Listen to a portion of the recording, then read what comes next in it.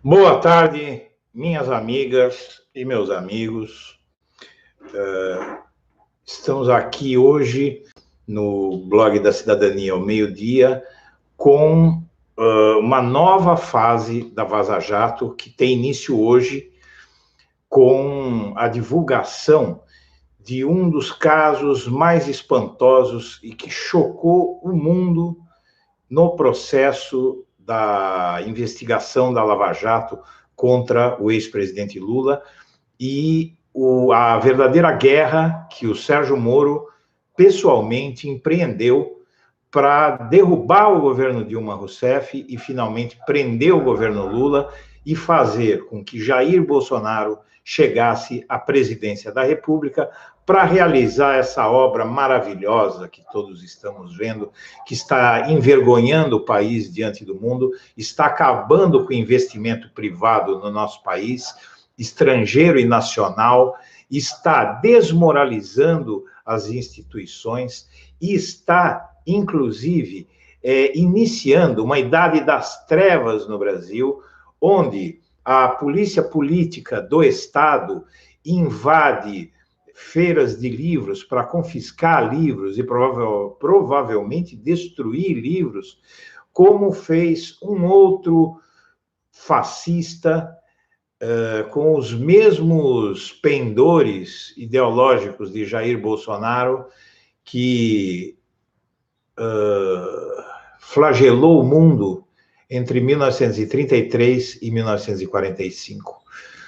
Então, eu acho que essa nova fase da Vaza Jato, que eu tinha certeza que viria, ela chega em um bom momento, porque o foco em Deltan Dallagnol e no Ministério Público, a força-tarefa da Lava Jato, foi extremamente importante, eu sei que foi extremamente importante, simplesmente porque a Lava Jato, como uma operação policial, ela tinha à sua frente o Ministério Público e a Polícia Federal, porém a Polícia Federal funcionou como executora de ordens, mas o planejamento, toda a idealização da Lava Jato, ela fica a cargo do Ministério Público Federal, e sabe-se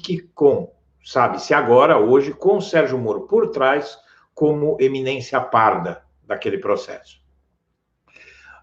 O Intercept, ele desmonta hoje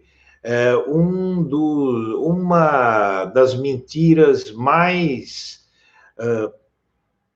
repugnantes que a Lava Jato construiu, e essa mentira é a mentira de que Lula teria aceitado o cargo de ministro oferecido por Dilma Rousseff a ele, ministro-chefe da Casa Civil, que é, inclusive, esse posto de ministro-chefe da Casa Civil é talvez o posto mais importante de um governo, depois do presidente da República, porque o ministro-chefe da Casa Civil, ele atua em consonância com o presidente da República, junto o tempo todo do presidente da República, e ele coordena muito mais a parte política do governo, né, decisões políticas de governo, administrativas também, mas ligando a política com a administração.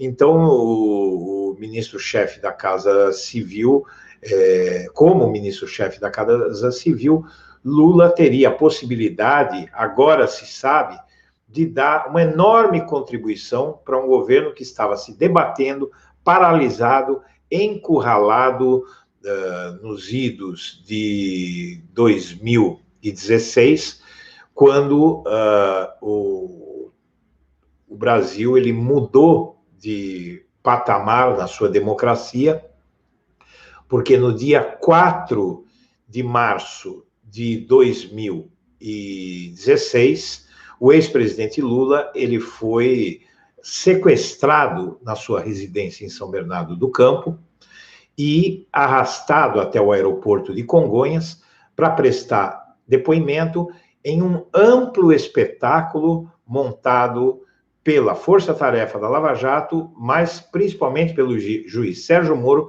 que decretou aquela condução coercitiva. Aqueles fatos em 4 de março de 2016 envolveram pessoalmente a mim, Eduardo Guimarães, porque, na verdade, aqueles fatos deveriam ter acontecido em 26 de fevereiro. A condução coercitiva do Lula deveria ter ocorrido em 16 de fevereiro de 2016, e isso não aconteceu porque o Blog da Cidadania, ele divulgou que a operação ia acontecer. E divulgou que o Lula ia ser alvo de condução coercitiva, e divulgou todos os sigilos fiscais, bancários, telefônicos que iam ser quebrados quando viesse aquela operação, e o Blog da Cidadania deu até a data que a operação ia começar, avisou a sociedade, não o Lula, avisou a sociedade brasileira que o sigilo telefônico, bancário, fiscal do Lula e de mais 40 pessoas ia ser quebrado, e que o Lula ia ser alvo de condução coercitiva. E, evidentemente, ia ter a sua casa vasculhada, como, inclusive, seria a minha um ano depois. O que acontece? Nesse dia, o PT formou a convicção de que o Lula poderia ser preso, porque ele foi alvo de uma medida bastante publicitária, marqueteira, primeiro de fazer a oitiva no aeroporto de Congonhas, que é um lugar de grande afluxo de pessoas, não é? É um lugar de grande afluxo de pessoas e com um público de classe média alta, não é? Justamente esses coxinhas que odiavam o Lula e a Dilma, foi para lá que o Sérgio Moro decidiu levar o Lula, justamente para dar um espetáculo que hoje se sabe faria a fortuna e a fama dele, Sérgio Moro, e de Dallagnol, mais acima de todos os outros que lucraram muito menos, que ficaram anônimos. Então, duas figuras lucraram muito com tudo isso, e a gente sabe que o Sérgio Moro, graças à Vaza Jato, a gente sabe que o Sérgio Moro vinha mantendo contatos com Jair Bolsonaro. E isso era uma coisa secreta, eles tinham contatos que ninguém sabia que existiam, eles diziam que não se conheciam, mas a Vaza Jato provou que o Sérgio Moro e o Bolsonaro, eles já estavam confabulando e fazendo planos para o governo, que só seria possível por conta daquela operação que ocorreria em 26 de fevereiro de 2016 e que só ocorreu uma semana depois, graças com muita honra ao Blog da Cidadania, que divulgou a 24ª fase da Lava Jato por dentro, na sua íntegra.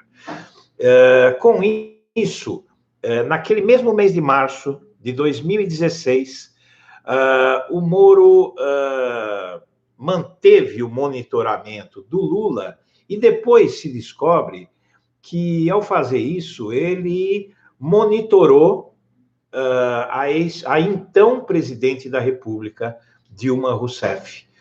O Moro, no dia 16 de março, portanto, 12 dias depois da condução coercitiva do Lula, ele derrubou o sigilo e divulgou grampo de uma ligação entre Lula e Dilma, em que Dilma diz que vai enviar o termo de nomeação do Lula como ministro-chefe da Casa Civil dela. O Moro divulgou um grampo envolvendo a presidente da República. Ele, um juiz de primeira instância, grampeou uma presidente da República. O Moro disse ao contrário, que ele não grampeou a presidente da República, e sim, ele grampeou o ex-presidente Lula, e a Dilma veio de brinde. É evidente que a gente sabe que a Lava Jato não se detinha diante de ninguém.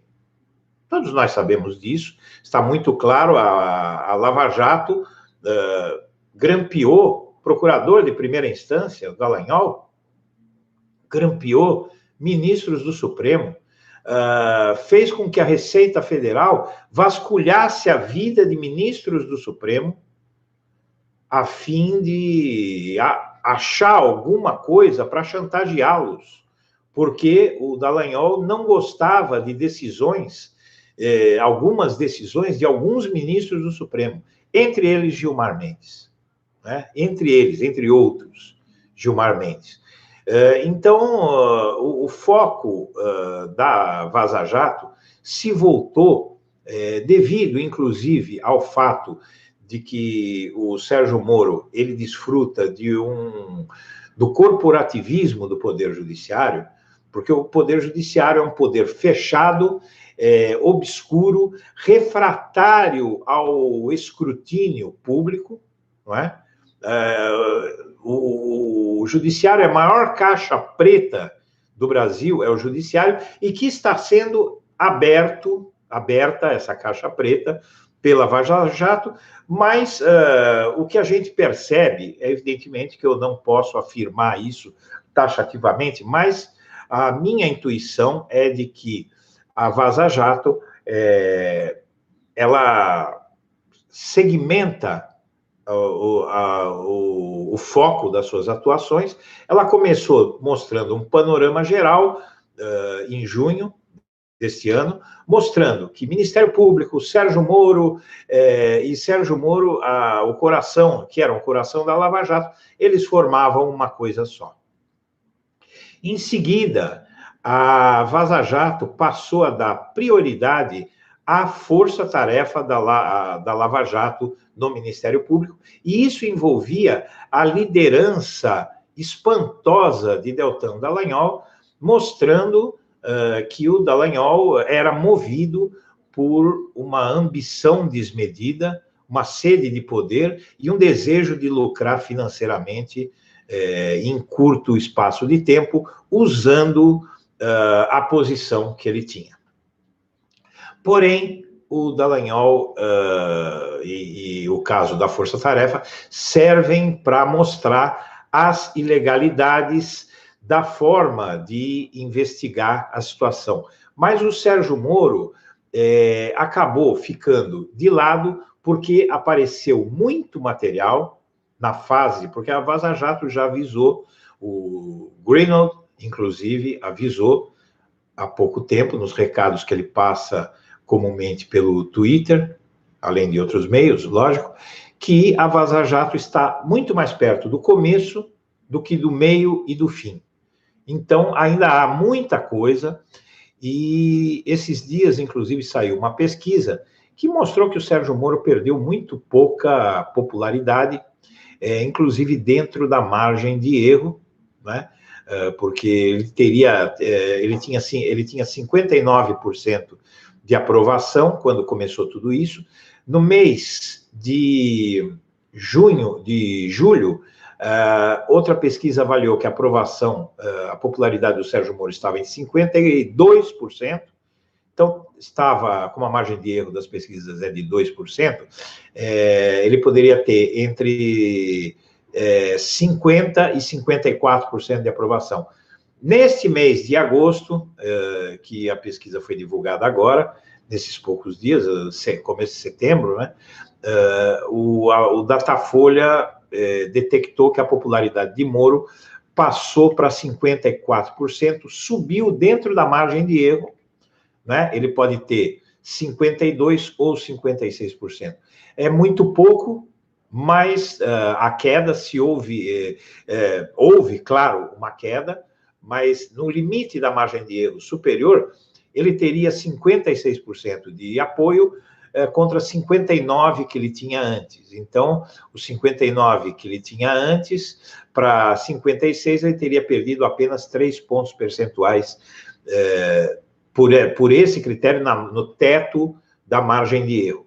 Seja como for, o Sérgio Moro ele foi pouquíssimo citado na Vaza Jato até hoje, e realmente a conduta do Moro ela é menos vistosa que a do Dallagnol, porque o Dallagnol ele se preocupava mais em ganhar dinheiro, ganhar muito dinheiro, e o Moro, a atuação dele era mais no sentido de deixar de agir como juiz e agir como policial, como meganha, né? Então ele trabalhava junto com a acusação, e grande parte da população brasileira tem uma dificuldade muito grande em entender o que é que há de errado em um juiz não atuar como juiz e atuar, sim, como persecutor, não é? Como executor, como policial. Então, por isso que quando Lula ia depor em Curitiba, perante o Sérgio Moro, o que é que acontecia? O Sérgio Moro e ele apareciam em memes na internet como lutadores de boxe, terçando as luvas assim, um de cara para o outro, Moro versus Lula, Lula versus Moro. Foi feito, naquele primeiro depoimento lá em Curitiba, foi feita uma operação de guerra para impedir que contrários se degladiassem, evidentemente, como o apoio do Lula também é tão grande quanto o Moro, como denota a pesquisa Vox Populi recente, denotou que o Lula tem 50% de apoio diante do arbítrio que ele... 50% consideram o Lula o melhor presidente da história do Brasil. E o Sérgio Moro tem um apoio de 54%. Então, seria mais ou menos aí, mas não se pode ignorar que o Sérgio Moro está numa posição muito importante, aparecendo todo dia positivamente, e o Lula está atrás das grades, falando só esporadicamente para jornais. Você não tem o Lula no Jornal Nacional, nos telejornais, na TV aberta, falando o ponto de vista dele. Ele não pôde se defender. Por isso que a prisão do Lula é tão importante, e por isso que tentaram impedir por tanto tempo que o Lula pudesse falar, porque se ele fosse a TV aberta, como o Moro está todo dia nos telejornais lá, ele iria dar a versão dele. E eles sabem que o Lula falando com o povo entende a linguagem do Lula. Então, a gente tem essa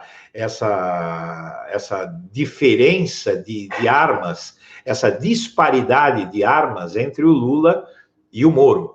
O Lula está amarrado, amordaçado, e o Moro está com porrete, com uma 12 na mão, com granada e com tudo que ele tiver direito para combater aqueles que ele quer combater, inclusive o próprio Lula, porque o Moro é um inimigo pessoal do Lula, como o Bolsonaro. O Lula é a maior ameaça ao bolsonarismo e ao Sérgio Moro. E, então, todo esse processo que ocorreu, ele se baseava na desmoralização do Lula, e para viabilizar que o processo do Lula ficasse nas mãos do Sérgio Moro e ele pudesse prender o Lula pouco depois, era muito necessário que o caso do Lula ficasse em primeira instância. Então, na verdade, se o Lula tivesse sido nomeado ministro da Dilma, a única coisa que teria acontecido é que o Lula ia ser julgado, sim, mas ia ser julgado por um colegiado, pelo Supremo Tribunal Federal. E ali, evidentemente, há todo tipo de viés no Supremo. Então, inclusive, o viés no Supremo era até desfavorável ao Lula. A maioria dos ministros do Supremo tem demonstrado, todos esses anos, que o Supremo não deu moleza para o Lula, negou vários habeas corpus. Então, era um pouco maluca a tese de que o Lula escaparia da lei ao mudar o foro onde ele seria julgado. Não tinha lógica. O Supremo talvez fosse até pior, porque o Lula, sendo julgado pelo Supremo, ele não teria, assim como o Zé Dirceu. Zé Dirceu, ao ser julgado pelo Supremo, ele não teria recurso. ele seria condenado e iria direto para a cadeia, como foi o José Dirceu. Mas, por outro lado, seria bom para o Lula, porque ele não teria um inimigo político declarado julgando a ele. Quando eu fui também alvo da mesma condução coercitiva do Sérgio Moro, em 2017, eu consegui me livrar desse sujeito graças ao fato de que ele não imaginava que eu teria voz para relatar que ele, enquanto ele tomava uma decisão de mandar me levar em condução coercitiva, ele havia me processado dizendo que eu tinha ameaçado. Então, ele tinha uma ação contra mim, um pedido de investigação, em uma ação que ele abriu contra mim, porque eu escrevi no Twitter alguma coisa sobre ele, e ele torceu os fatos, e junto com a AJUF, Associação dos Juízes Federais, dizendo que eu tinha ameaçado. No caso, eu consegui escapar disso aí, porque eu pude publicar um artigo na página A3 da Folha de São Paulo, que é aquele espaço onde tem os artigos de opinião ali e tal, e o título do artigo era Julgado pelo Inimigo, um artigo de meia página, onde eu denunciava que o Sérgio Moro estava me julgando, mas ele estava também me processando. Então, ele não poderia me julgar. E o Lula, ele foi julgado pelo inimigo também. O Sérgio Moro, já ficou claro, ao aderir ao Bolsonaro, ele é um inimigo político do Lula. Ele é um político, inimigo político do Lula. Então, o Lula foi julgado pelo inimigo, assim como eu iria ser. Então, essa decisão dele de derrubar o sigilo da conversa entre a Dilma e o Lula visou impedir que o Lula tivesse foro privilegiado e saísse das suas mãos. Porque Moro e Dallagnol, com o Lula nas mãos deles, eles iam ganhar fama e poder. Como é que o Moro, minha gente, iria se tornar ministro da Justiça, famoso, e ganhar tudo que ele ganhou em termos de popularidade, bonecos simbolizando que ele é o Superman? Como é que ele iria ganhar tudo isso se ele não prendesse o Lula? E se o Lula fosse julgado pelo Supremo, o Moro não ia ter se tornado o Moro. O Moro ia desaparecer. Ele ia submergir entre tantos outros da Lava Jato que não aparecem, e o Dallagnol também, porque o grande ativo desses dois, de Moro e Dallagnol, foi o Lula. O Lula era a grande importância para Moro e para Dallagnol, para eles subirem na vida, ganharem dinheiro, fama, poder. Não é? Então, o Moro, ele divulga esse grampo para quê? Para conseguir manter o Lula na primeira instância, e só que no meio disso, ele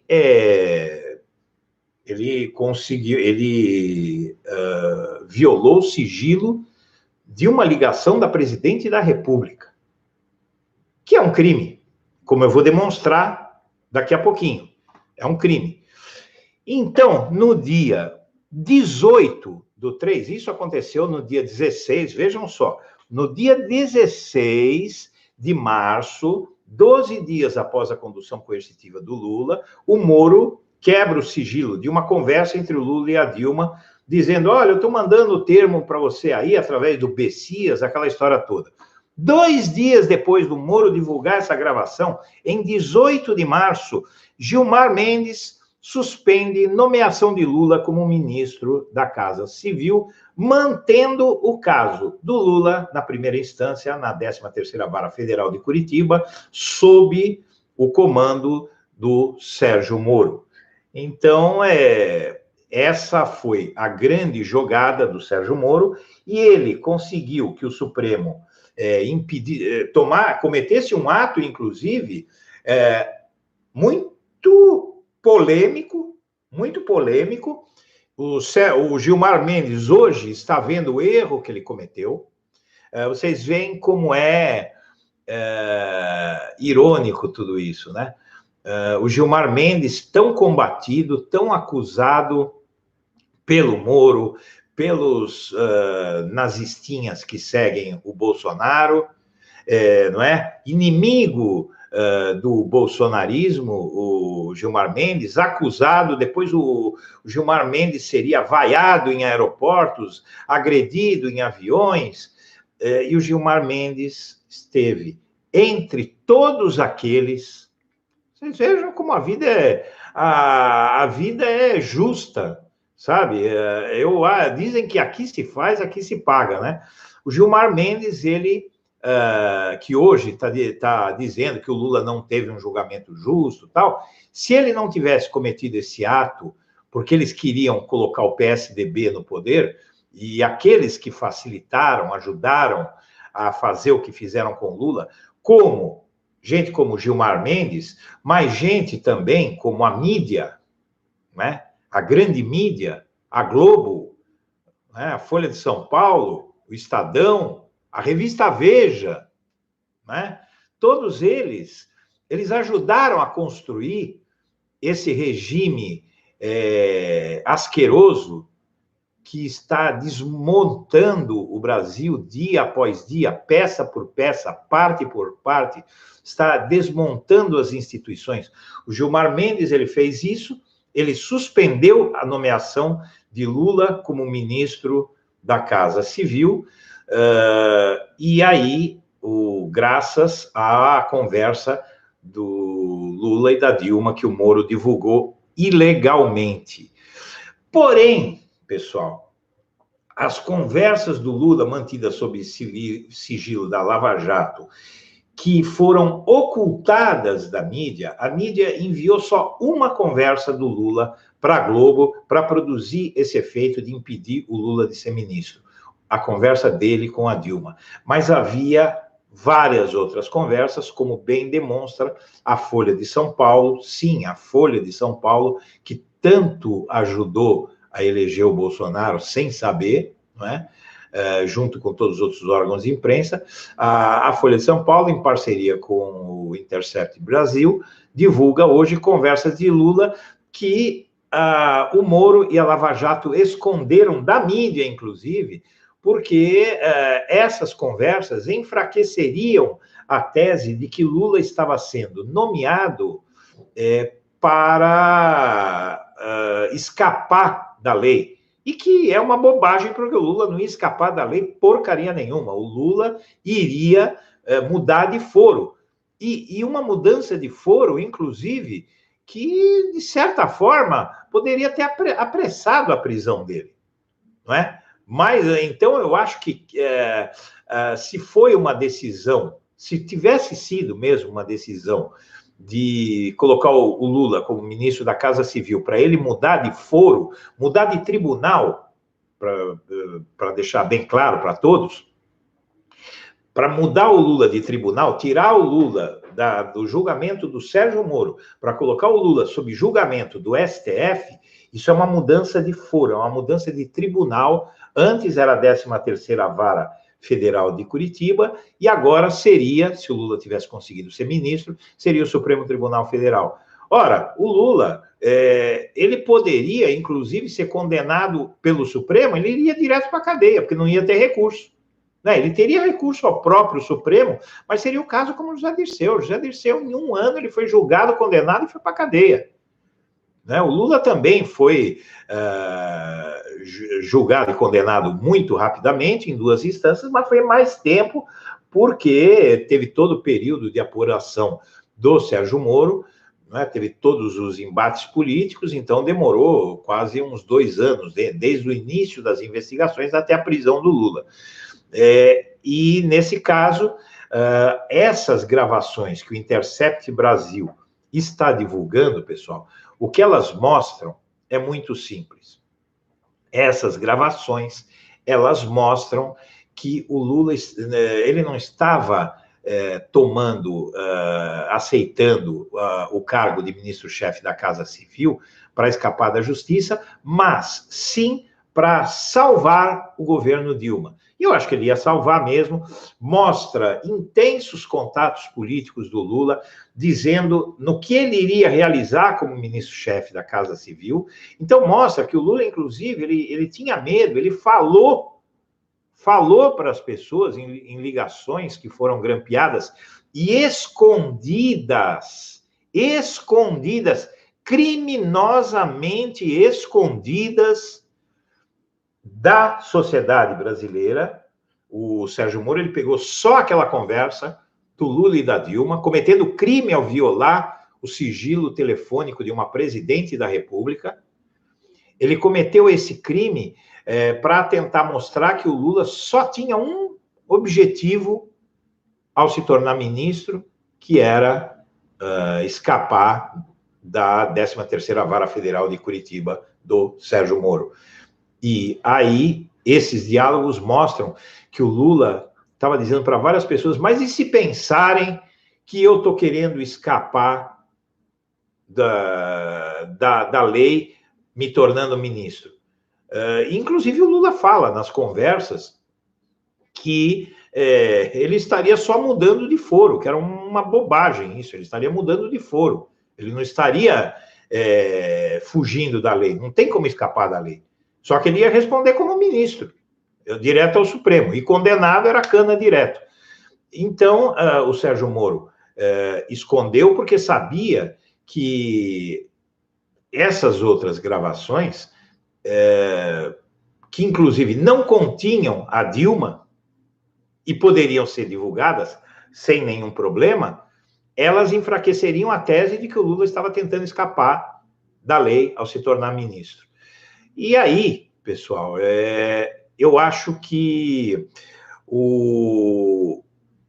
em 2016 a Polícia Federal gravou 22 ligações do petista após ordem para interromper a escuta.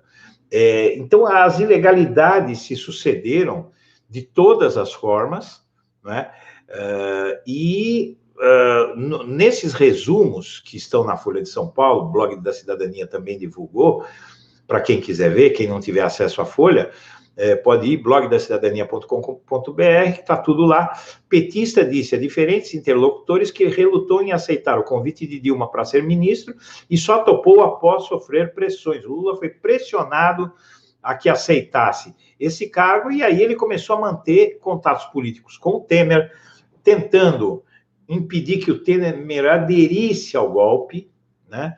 Porque ali, quando o Lula foi preso, foi que o Temer começou a ser assediado para trair a Dilma e participar do golpe parlamentar contra ela. E o Lula, um político muito sagaz, já tinha percebido que o Temer poderia se converter na arma do golpe. Então, o Lula, procurando o Temer, disse a ele todos os planos que ele tinha para reerguer o governo Dilma, e avisando ao Temer, com a visão que o Lula tem da política, avisando o Temer do seguinte: olha, se você pensa que essa demonização da política vai parar só em mim, não vai parar. Está aí nos diálogos do Lula, as conversas dele, ele diz isso. Você pensa que vai parar só em mim? Não vai parar, vai atingir todo mundo e vai demonizar a política. E ao demonizar a política, o que aconteceu? Um sujeito extremamente esperto, que só aparecia na mídia falando besteira, brigando, começou a aparecer na mídia de repente, praticando barbaridades para ser visto, que foi o Bolsonaro, e que pôde, como ele começou a aparecer na mídia do nada, antes ele não aparecia, antes dele intensificar as bobagens que ele dizia, então, como ele apareceu do nada, ele começou a dizer que ele era alguma coisa nova. Por quê? A demonização da política, ao apresentarem a política como um mal a ser combatido, inclusive em 2013 nós vimos que a política começou a ser demonizada, inclusive até pela própria esquerda, que tinha gente ali nas ruas que não queria que partidos políticos participassem, e aquilo ali foi permitindo que se construísse essa mentalidade de que a política é uma coisa ruim, e o Lula sempre disse com toda razão, e quem tem um pouco mais de idade, como eu, que sabe o que foi o Brasil quando a política era demonizada e os tecnocratas da ditadura militar é que prevaleciam, todo mundo sabe que quando a política não prevalece, uma decisão que prejudica o povo, ela é tomada sem pestanejar. Não é? Uma decisão de governo que vai causar sofrimento para a sociedade, ela é tomada assim, tirar direitos trabalhistas, é bom, é só agora. Quando você tem aqueles que tomam a decisão, sendo políticos, sabendo que eles vão precisar se reeleger, sabendo que eles vão precisar de apoio popular para governar, aí eles pensam se eles vão desagradar ou não o povo. Essa foi a grande mudança, vou só fugir um pouquinho do assunto, essa foi a grande mudança que o Brasil começou a sofrer com a redemocratização, e foi uma mudança, eu acredito, para melhor, é para melhor, está sendo para melhor até hoje, porque hoje os políticos temem a opinião pública, e isso faz com que eles pensem duas vezes antes de fazer as coisas. Isso não está valendo para o Jair Bolsonaro, e ele está pagando o preço, como todos podem estar vendo nas pesquisas. Enfim, o que acontece é que o Lula, ele realmente fica claro nesses diálogos que a ideia dele era fazer contatos políticos, era tentar melhorar a relação da Dilma com o Congresso. Então, o Lula, ele ia se transformar, ele ia fazer aquilo que a Dilma não sabia fazer, porque a Dilma era uma técnica, a Dilma é uma técnica, ela não é uma política, ela foi uma gestora, e o Lula poderia, desde o começo, ter se tornado ministro para fazer aquilo que a Dilma não tinha apetite por fazer, até porque ela é uma pessoa muito séria, a gente percebe, todos sabem que ela se enojava um pouco com o jogo político, então o Lula, ele poderia fazer isso melhor, e ele finalmente iria poder fazer isso. Ele não estava pensando, fica claro nos diálogos, aí que ele não estava pensando em fugir da lei. Agora, o que o Moro fez, então essa é a grande questão, o que o Moro fez foi criminoso, porque ele não se limitou, inclusive, a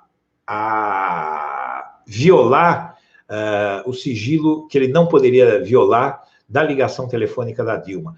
Ele fez mais. Ele pediu a quebra do sigilo profissional do principal advogado e compadre do Lula, Roberto Teixeira, que é pai da esposa do Cristiano Zanin Martins, e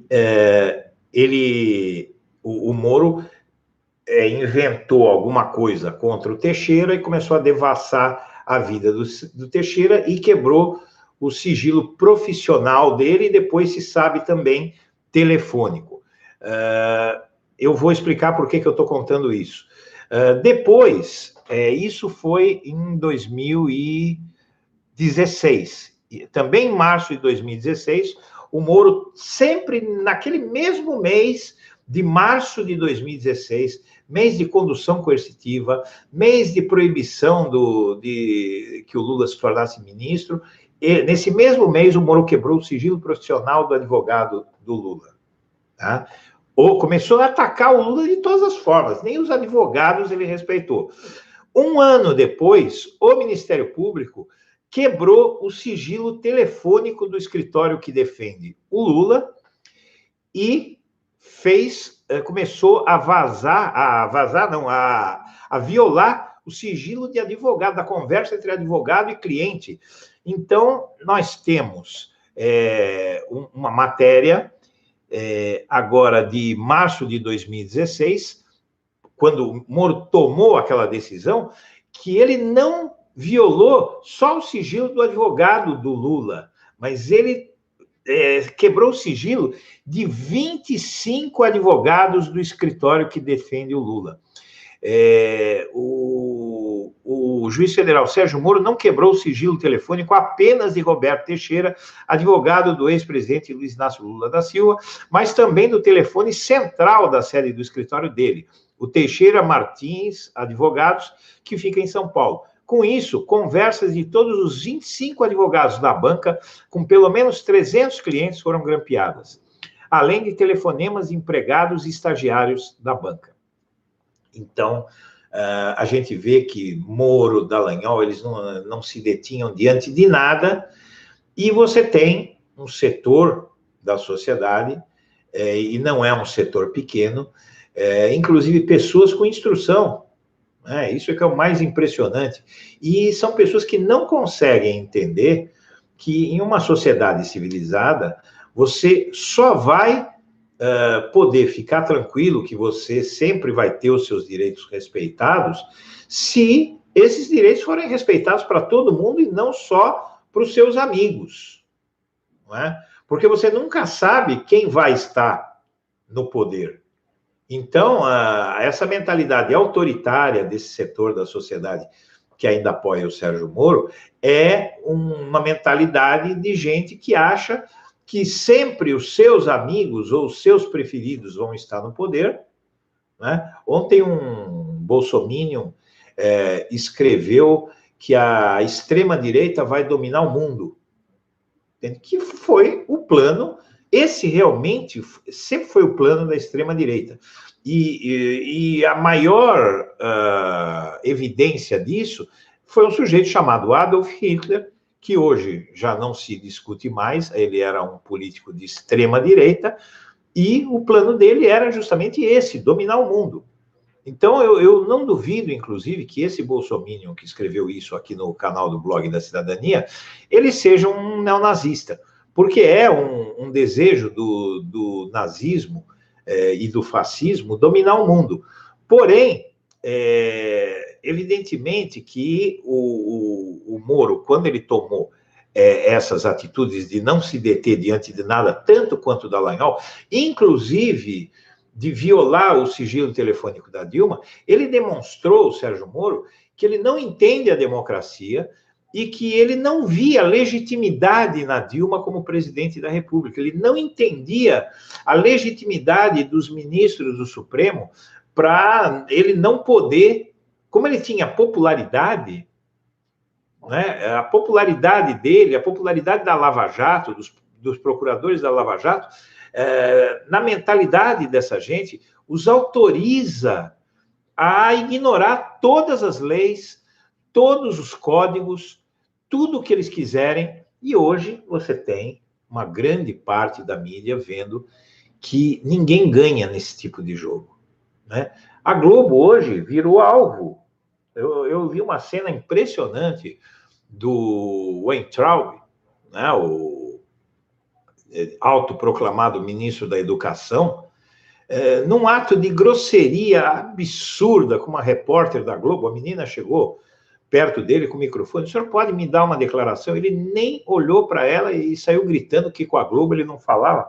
E aquela que está ali é uma trabalhadora, não é uma inimiga dele. Ela está lá, é imprensa, a gente não pode negar que a Globo é imprensa, o SBT é imprensa, a Record é imprensa. Tem que conversar. Eu acho que tem que conversar, tem que dar a sua opinião, não tem que insultar, mas tem que falar a verdade. Eu acho, inclusive, que quem tem o que falar, desculpem a digressão, mas isso me incomoda muito. Eu acho que quem tem o que falar não foge de falar, né? Eu, quando o Sérgio Moro me prendeu e levantou todo aquele negócio contra mim, eu comecei a falar para todo mundo, para tudo quanto é lado. O próprio advogado, ele chegou para mim: Eduardo, mas é melhor você não falar, fica quieto, os caras vão pegar a birra com você, aí eles não vão descansar até te pegar. Eu falei, eu divergi, inclusive, dos advogados que me assessoraram ali, eu divergi no seguinte sentido: eu falei, olha, eu não vou me calar, porque se eu me calar, eu estou aceitando que tem alguma coisa errada, que eu estou fazendo alguma coisa errada. E fui lá, falei um monte e saí por cima. Entende? Então, eu acho que quem tem o que falar para se defender, ele vai querer sempre falar. Então, esse Weintraub, o Bolsonaro, Damares, seja lá quem for, essa gente, eles... e o próprio Bolsonaro, quando não fala, porque ele não tem o que falar, porque quando ele abre a boca, ele se enrola inteirinho. Tá aí na internet para vocês verem um vídeo do Bolsonaro tentando explicar para a imprensa o que ele falou sobre a esposa do presidente da França, naquele comentário no Facebook sobre a esposa do presidente da França, que ele corroborou, riu da agressão que um bolsominion fez ali, ele endossou, né? Ele foi tentar explicar isso para a imprensa, desdizer que ele tinha apoiado aquele comentário, e ele se enrolou inteirinho. Por quê? Porque quem não tem o que falar, ou não sabe como falar, é que foge da imprensa. Então, pessoal, a gente tem aqui, então, a seguinte questão. O juiz Sérgio Moro praticou algum crime ao divulgar o conteúdo das interceptações telefônicas? Então, eu vou ler um material aqui para vocês que mostra o que é que representa essa denúncia da Vaza Jato de hoje. E aqui a gente chega, talvez, no ponto mais importante da live.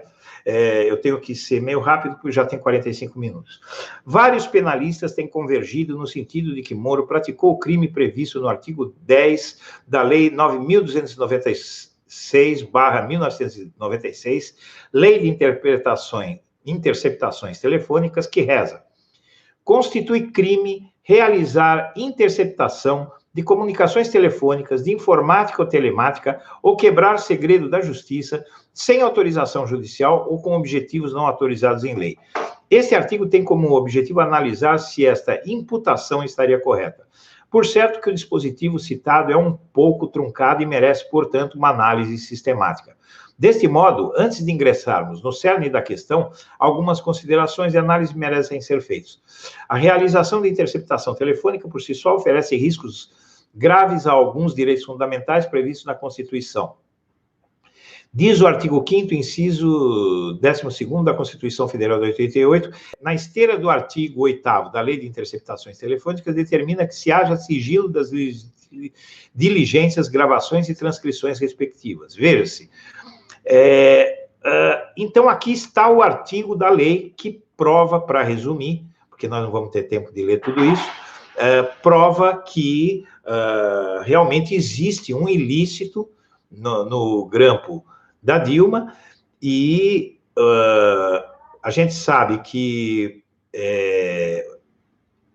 pouco depois, em 2018, o CNJ iniciou o julgamento em que o Moro foi acusado de violar a Constituição coalvo com o caso de Lula e Dilma, e logo em seguida o CNJ arquivou, né, o processo. O CNJ, em 12 do mesmo ano, arquivou o processo em dezembro do mesmo ano, contra o Sérgio Moro. Como tudo que o Sérgio Moro fez, o CNJ passou a mão em tudo, e agora a gente tem o desmonte da tese mentirosa de que a indicação do Lula como ministro da Dilma tinha como objetivo livrá-lo da lei. Eu acho que isso melhora muito a posição do Lula diante da justiça e, sobretudo, o mais grave de tudo isso, que eu acho que o Moro vai ter que responder por isso, é pelo fato de que ele ocultou conversas do Lula que desmontavam a tese de que o Lula estava indo para o ministério para escapar da justiça. Então, isso é uma omissão, equivale a enganar o Supremo, porque foi o Supremo que tomou essa medida, e neste momento que o Supremo está diante do fato de que ele mesmo, o Supremo, foi alvo dos abusos da Lava Jato, do Sérgio Moro, do Dallagnol, eu acho que isso reforça um pouco a posição. A gente sabe que essa questão da popularidade do Moro, para concluir, essa questão da popularidade do Moro intimida um pouco o Supremo, porém, o Supremo também deve estar atento ao fato de que, se prevalecer essa mentalidade de que vale tudo, eles mesmos, todos os partidos políticos, inclusive o próprio Bolsonaro, inclusive o Sérgio Moro, eles podem um dia vir a ser vítimas do monstro que eles criaram, não é? Mas o importante é que eu acho que o mote dessa transmissão que eu estou fazendo é o mote de que a Vaza Jato ingressa numa nova era, ela ingressa agora num período que deve focalizar muito mais o Sérgio Moro, para que as pessoas comecem a refletir sobre a atuação dele. E eu não digo nem que isso seja necessário, pessoal, para punir o Sérgio Moro por isso, porque a gente sabe que o judiciário é muito corporativo, é um poder fechado, assim como a classe médica, que é muito difícil de você condenar um médico, por maiores que sejam, só quando o absurdo que o médico faz, que o juiz faz, é muito grande, é que eles são condenados por alguma coisa. Então, o que eu acho apenas é que a invalidação das medidas do Moro, ela pode ocorrer não diretamente contra ele, nem punindo diretamente o Moro. Eu acho que deveria ser punido. Eu acho que tudo que ele fez devia ser anulado, só que julga todo mundo de novo, faz o julgamento direitinho. O país tem que tornar a sua justiça confiável. A gente precisa ter certeza que a justiça brasileira é confiável e é séria. Então, agora, na pior das hipóteses, se isso não acontecer, matérias como essa que o Intercept deve começar, na minha avaliação, eu acho que nós vamos começar a ver mais coisas sobre o Moro, que estavam esperando que as coisas sobre, que as matérias sobre o Dallagnol, que as denúncias sobre o Dallagnol e a força-tarefa da Lava Jato no Ministério Público viessem à tona. Eu acho que já se tem um retrato, não que eu acho que vá parar o noticiário do Intercept, com os seus parceiros, sobre a força-tarefa da Lava Jato do Ministério Público. Mas eu acho que eles vão começar a dar atenção para o Moro, porque é vital para a sociedade brasileira que ela entenda que um juiz não pode se portar como o Sérgio Moro. Porque todos nós temos que ter certeza que, se nós formos julgados, nós vamos ter um julgamento justo. Esse setor da sociedade que apoia o Sérgio Moro, eles acham que julgamento justo, ele só é justo quando absolve os seus amigos e condena os seus inimigos. Eu acho, se o alvo dessas injustiças fosse o Aécio Neves, por exemplo, uma das figuras mais execráveis desse país, um dos maiores canalhas que existe nesse país, né, um pilantra, um vagabundo, mas ele tem direito a um julgamento justo. Só que o dele está sendo justo demais, o sujeito escapou de tudo. Por quê? Porque ele tem muita coisa para falar. Né? Por que os tucanos, não tem nenhum tucano de peso preso, a não ser o Azeredo, que demorou 20 anos para ser condenado por crimes claros. E ele está lá, ninguém fala nada da prisão dele, a prisão com televisão, com tudo que tem direito, com piscina, com tudo que o Lula tem, e ele condenado depois de 20 anos. O Lula foi condenado em 1 ano e pouco, né? Por que essa gente, os tucanos, eles têm esse privilégio diante da lei? Porque eles são arquivos vivos e podem complicar muita gente, inclusive gente do judiciário. Bom, minha amiga, meu amigo, a gente já está chegando aqui ao fim da transmissão, quase 1 hora de transmissão, nesse belo domingo, e agora eu vou fazer jus ao meu almoço dominical, e eu quero agradecer a audiência de todo mundo. E hoje, sábado e domingo, é só live mesmo, e amanhã estou de volta na mesma bate-hora, no mesmo bate-canal, com mais um Blog da Cidadania ao meio-dia, onde nós vamos analisar os fatos candentes do dia e da semana.